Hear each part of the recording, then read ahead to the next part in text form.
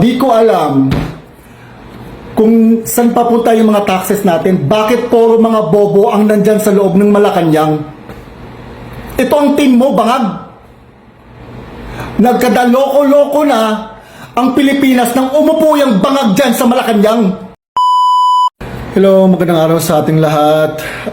Pasensya na medyo masakit ang ulo ko kasi Clarissa, tang naman yan. Okay, may tanong ako. Clarissa, na pinsan ng isang Castro na kidnapper at saka Net25. Saan nyo nakuha yung mga documents na pinapakita nyo at pinapacirculate nyo online? Ha? Saan nyo nakuha yan? Mga jutang journalist nyo. Saan nyo nakuha yan? Kasi parang sa tingin ko parang hindi nyo alam kung how to tell the difference between a real document and a fake document eh. Di ba Malacanang kayo? Aren't you supposed to have like a corporate forensic team that's able to do that? Asan papuntang mga namin taxes? Wala kayong team na ganyan to tell the difference between a fake document and a real one? What about you Net25? Di ba kayo? Major news outlet kayo. How are you able to tell the difference between a fake document or not if you don't have these kind of teams? Ha? Kaya nga nung nakita ko, Diyos ko, si Claire Castro, may pinakitang document. Sabi ko, ba't nang pinakita? Tangina naman. Ang bobobo. Obvious naman talaga. Fake yun. May nakita ba kayo? Tanong ko lang may nakita ba kayo sa wall ko na nag-post ako ng document ng mga ganon? Bakit attach yun sa name ko? Bakit tinatanong ako na, huy, fake yung document na pinaano mo, nilalabas mo, may nilabas ba ako na document na ganon? Pasensya na, pinost ko talaga muna kasi uminom ako ng Advil kasi sumakit talaga ulo ko. Okay, so itong gagawin natin. Sige, i-compare natin ang legitimacy ng documents na meron ako versus sa mga documents na pinapa-circulate nila online nitong si Tanim fake documents, Claire Castro, Malacanang, at saka itong si Net25. Okay, so let me get things ready for you guys. Magsasalita lang ako tapos i-ready ko lang ang mga documents ko dito. Okay, so sa mga di nakakaalam kasi, ang trabaho ko dito sa Amerika, nasa Legal and Fraud Department ako. So, dito tinatapon sa akin lahat mga documents for verification and forensic verification as well. Naamoy ko kung anong document na peke at saka totoo. Unang glance ko lang sa document na tinitingnan ko, malalaman ko na agad kung peke o hindi. Okay? So, eto na. For soft legal copies kasi na natatanggap ko sa firm, this is how I check it if it's legit or not. So first of all, legal soft copy documents cannot be edited. Okay, dito sa Amerika. It is right protected. It is impossible to edit right protected documents here. Legal right protected documents. So kahit anong gawin mo dyan, hindi mo yun may edit kasi nga naka right protect. So like this one, eto. Ha? Asan na yun? Papakita ko. Step. Eto. Okay. Try natin ha. Ito kasi mangyayari pag itry mong i-edit ang documents na legal dito sa Amerika. Naka-right protect. Okay. Sige. O ito. Edit. Ano to legit to na document to Okay, sige. Papakita ko lang sa inyo. O yan, seal na. So, edit natin. Tingnan nyo kung anong mangyayari kung edit natin. O yan, may lumabas na pop-up. O ito, naka-right protect yan. Hindi mo yan ma-edit. Okay? Sige, balik natin. Ina, visit. Ang ulo ko. Now, knowing, makakahanap talaga ng paraan ng mga tao to commit fraud, di ba? Kahit naka-right protect yan, what you would need to check, or the second thing that you would need to do, is to check the watermark, or the magic watermark. Now, what is a magic watermark? Clarissa, na pinsan ng isang Castro na kidnapper, paki-google na lang, okay? Napaka-basic niyan sa corporate forensics. Tangina. Bobo. Asa na nga yun? Now, pag may nakita kayong magic watermark, ang document, what you would need to do is that you would need to print it out. Now, if the document doesn't have the magic watermark, okay, it means that the soft legal copy is legit. It is real. Okay? Now, what am I talking about? Papakita ko sa inyo. Asan yung tutang ina? Okay, ito na. Ito magic watermark Okay, so this is the magic watermark. This is only visible in soft legal copy documents.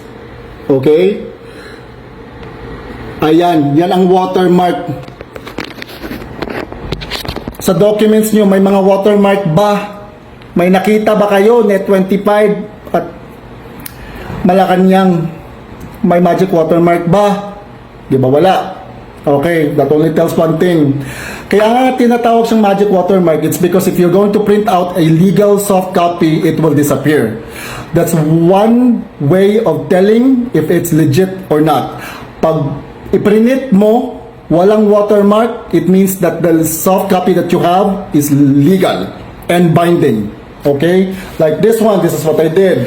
Nakita nyo yung watermark kanina, so this is the sample of the printout. It doesn't have the watermark. Do you see that? Walang watermark, di ba? It means that it's real. It's only visible in the soft copy. Bobo. Tapos, saan na yun? So naturally, pag na-print mo, tapos sumama yung watermark, it means that the soft copy that you have is fake. Kasi sumama ang watermark. Okay? Now, you would need to also check if the watermark is intact. Okay? Na katulad nito. Kasi if it's not intact, it means that they have found a way to break the right protect, of course, and had tampered the document. So every time you type a letter on a document that has a magic watermark, it degrades the watermark like this one. I'm gonna show you, okay? Sit. Ang bobobo. Okay, eto, galing to sa Net25. Ayan, Net25 yan galing yan sa inyo. May watermark ba? Di ba wala? Meron siya, pero it's heavily degraded. It means that this has been tampered with, the right protect has been broken, at may iniba. Nakita nyo yan? That's the trail of the watermark na na-degrade. So nawala ng watermark. Okay?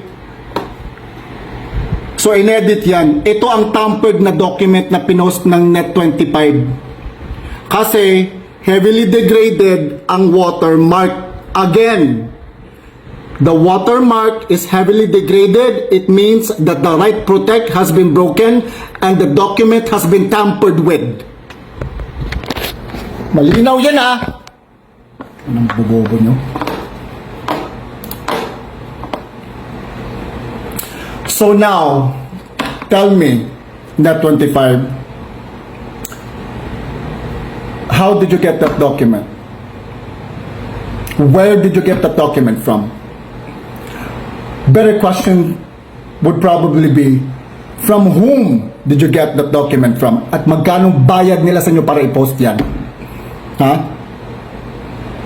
The document that you have posted on your page is obviously a tampered document. Do you even know the legal implications of this? Ikakasira nyo to, Net25. Nag-post kayo ng tampered document.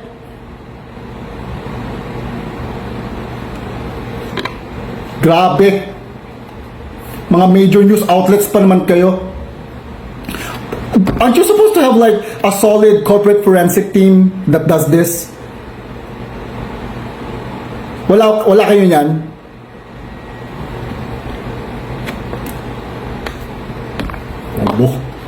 Now, as what we've discussed earlier, okay?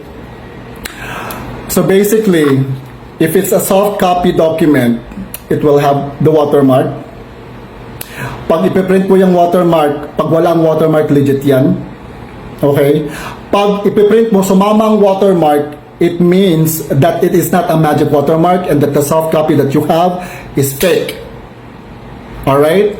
And then, pag may nakita kayong mga anino ng watermark dyan, it means that the document has been tampered with and that the right protect has been broken. It's that simple. Now, let's go to the document that has been posted by Malacanang, by Auntie Claire. Now, as you can see, doon sa document niya, even though that it was on screen, it was presented as a hard copy. Hence, the page break. Hindi yun pink line, Clarissa. Page break yun. Diyos ko Lord. Okay, as what we've discussed earlier, yun na, di ba?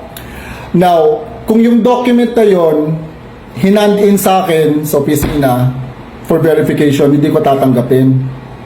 Okay? Kasi, walang indentation at walang embossed watermark sa document and there's no legal seal right beside the signature. Hindi ko yung tatanggapin. Ganun lang yung kasimple. Okay? Now, di ko alam kung saan papunta yung mga taxes natin. Bakit puro mga bobo ang nandyan sa loob ng Malacanang? Ito ang team mo, bangag. Nagkadaloko-loko na ang Pilipinas nang umupo yung bangag dyan sa Malacanang. Isa lang namang hingi namin naming mga taong bayan. Gusto namin magpa-hair follicle test ka to know if you are sane to run a country. Hindi ka presidente sa chapel, presidente ka sa bansa. And what's aggravating about it is that alam ng buong Pilipino na gumagamit ka. Pero hindi sila nagagalit. Bakit konti lang kaming nagagalit nito? If you want to clear your name, hair follicle test. Uta.